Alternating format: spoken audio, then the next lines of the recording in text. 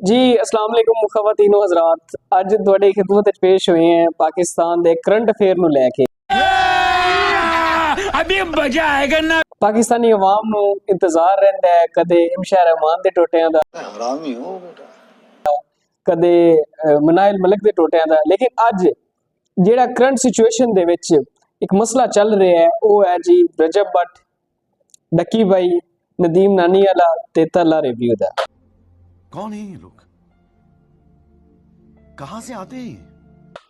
अज एक मैं टिकटॉक वेख रहा सा ते उहदे च पता चलिया कि जी फरूक खोकर भाई होरी तला रिव्यू दी हिमायत कीती है। ओ भाई मारो मुझे, मारो मारो मुझे, मारो मारो नहीं, ये मजाक हो रहा है। एक सेकंड यार। जिन्नियां भी धमकियां उन्होंने मिल रही सन उहदे विच उन्होंने कहा कि अगर इन्हां तीनां दे विचों मतलब कि चौड़ियां नसरां सॉरी एहे रहा नहीं जाता, तड़प ही ऐसी है ना। चौड़ियां नसर नहीं करना, इन्हू कट देना है। मारो हमको जिंदा मत छोड़ो सालो। हम कोई मंदिर का घंटा है कि कोई भी आके बजा जाता है।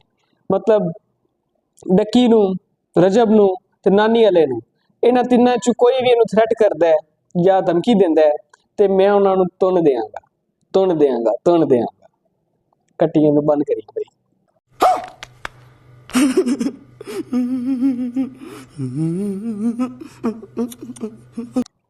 बाकी यार अवाम भी इस सोच के खुश हो गए, सुन के खुश हो गए कि यार जेड़ा तला ने काम किया है ना, कसम नाल जने वाला काम किया है। कैसा लगा मेरा मजाक?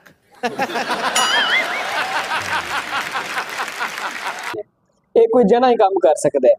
उन्हें जिस तरह नाल इन्हां नू एक्सपोज किया है 2025 दा जेड़ा एक सब तो वड्डा पाकिस्तान दा स्कैम सी, उन्हें एक्सपोज किया है। ये उन्हां लोगों दा स्कैम जेड़े आप आदि फैमिलियां नू, आदि मावां नू, आदि बीवियां नू, आदि बहनां नू नचा के पैसे कमा रहे ने तो तुहानू दसन आ रहे ने कि तुसी यूट्यूब तो अर्निंग किवें करनी, शॉपिफाई तो अर्निंग किवें करनी या दूसरे प्लेटफॉर्म तो किवें। पीऊंगा वो भी नीट पानी तो लेते। अरे नहीं, बेटी का ससुराल है, पानी पीना हराम है। अर्निंग करनी वो दोनों किवें समझाणगे। अगर तुसी वीडियो नहीं वेखी ते मेरी रिकमेंडेशन ते तला भाई दी वो वीडियो एक बारी लाजमी देखना जिंदे च उन्हें एक्सपोज किया है। क्या ये क्या बक रहे हो? ने उस बंदे ने सारियां इन्हां दियां जिन्नियां भी रिकॉर्डिंग सन या जिन्ने भी इन्हां दे तल्लुकात सन या जो भी रिकॉर्ड किया गया उस बंदे ने उस वीडियो दे विच सारा कुछ पाया है। तो दोनों भी सुन के एक बारी मजा आएगा। हालांकि उस बंदे नू इन्हां कुट्टिया भी बड़ा है कराची दे विच, उनदी भी वीडियो ने विच पाई। ये फंस गया सी ते ओ वाली वीडियो हाईली रिकमेंडेड है सारे भरावां नू, सारियां बहनां नू कि ओ एक बारी जाके देखो। अच्छा हमको सिखा। ते साडे भी YouTube नू सब्सक्राइब करो, साडे चैनल नू सब्सक्राइब करो, लाइक करो ते शेयर करो। ते तला भाई वास्ते एक पैगाम है कि यार साडे कोल मतलब कि असीं उस लेवल दे तां नहीं है कि तैनू उस तरह सपोर्ट कर सकीए, लेकिन गजब बेइज्जती है। साडी मेंटली सपोर्ट ते साडी मोरल दी सपोर्ट तेरे नाल है हमेशा। ते बड़े खुश हुए हैं तेरे इस काम तो कि यार तू इन्हां लोगों दा एक भयानक चेहरा लोगों के सामने दिखाया है, जेडे आके कह रहे होंदे ने कि जी हाय यूट्यूब फैमिली, हाय ये वो, कैसी तुहाडी फैमिली है ते तुसी साडी फैमिली हो, ये तुहाडे कोल अबे जल्दी बोल, कल सुबह पनवेल निकलना है। बात ते जिसने तुसी इन्हां नूं मिलदे जे ये आखदे ने जी साडे फैन आ गए ने। ते एक बारी फिर तो कोई तरीका है भीख मांगने का? मैं कह रहा कि तला जने वाला काम किया है।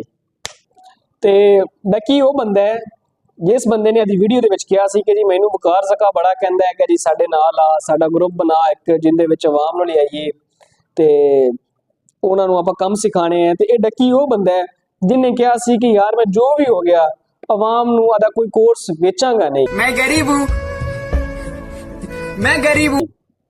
ठीक है। तो हुण क्यों कर रहा है वो जेड़ा रजब भट्ट जेड़ा कह रहा है जी इतू सी अमाउंट, वो बट है पट्टी है। नहीं अभी और सुनिए। अच्छा जी वो कह रहा सी जी मैं इतू सी अमाउंट।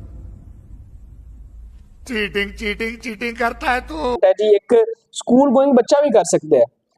यार मेरी गल सुनो, तुहाडे 5 मिलियन व्यूज ने, 5 मिलियन एक वीडियो तो व्यूज आते हैं, तुसी उन्हां नूं चाड़ो, उवें चाड़ो यूट्यूब ते चाड़ो ताकि व्यूज आवन।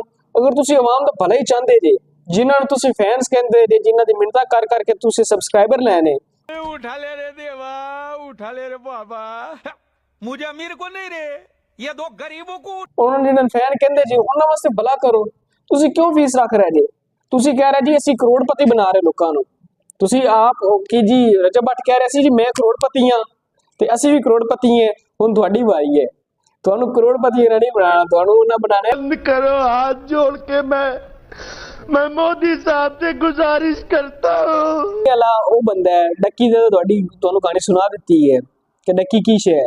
ਨਾਨੀ ਵਾਲਾ ਉਹ ਬੰਦਾ ਜਿਹੜਾ ਪਹਿਲੇ ਅਨਸ ਅਲੀ ਨਾਲ ਰਲਿਆ, ਅਨਸ ਅਲੀ ਦੇ ਨਾਲ ਐਵੇਂ ਬਾਬਾ ਜੀ ਕੋਈ ਟੋਪੀ ਡਰਾਮਾ ਕੀਤਾ ਹੈ।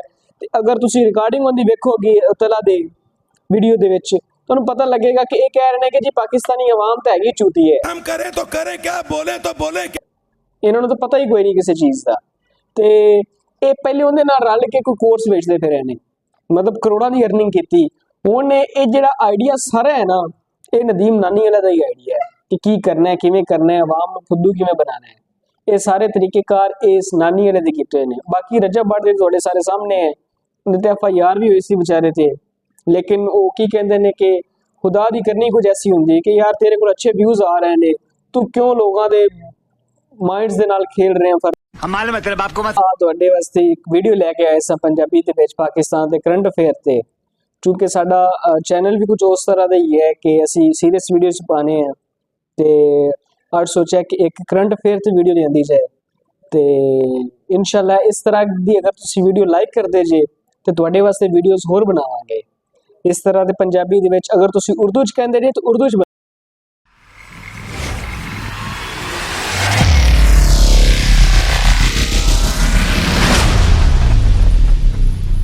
ਬਣਾਵਾਂਗੇ। ਲਿਹਾਜ਼ਾ ਜਿੱਥੇ ਵੀ ਸਾਡੀ ਵੀਡੀਓ ਚੱਲ ਰਹੀ ਹੈ, ਚਾਹੇ ਉਹ ਲਹਿੰਦੇ ਪੰਜਾਬ ਵਾਲੇ ਚੱਲ ਰਹੀ ਹੈ ਕਿਉਂਕਿ ਅਸੀਂ ਪੰਜਾਬੀ ਸ਼ੂਟ ਕਰ ਰਹੇ ਹਾਂ, ਜਾਂ ਚੜ੍ਹਦੇ ਪੰਜਾਬ ਵਿੱਚ ਕਰ ਰਹੀ ਹੈ, ਸਾਡੀ ਵੀਡੀਓ ਨੂੰ ਲਾਈਕ ਕਰੋ। ਤੇ ਜਿਸ ਟੌਪਿਕ ਤੇ ਡਿਸਕਸ਼ਨ ਕਰਨ ਦਾ ਤੁਸੀਂ ਕਹੋਗੇ ਕਮੈਂਟਸ ਦੇ ਵਿੱਚ, ਅਸੀਂ ਡਿਸਕਸ਼ਨ ਕਰਾਂਗੇ। ਤੇ ਲਿਹਾਜ਼ਾ ਜੀ ਭਰ ਕੇ ਕਮੈਂਟਸ ਕਰੋ, ਚਾਹੇ ਲਹਿੰਦੇ ਪੰਜਾਬ ਵੱਲੋਂ ਹੋ ਜਾਂ ਚੜ੍ਹਦੇ ਪੰਜਾਬ ਵੱਲੋਂ ਹੋ। खुदा हाफिज, अल्लाह ने के बाद।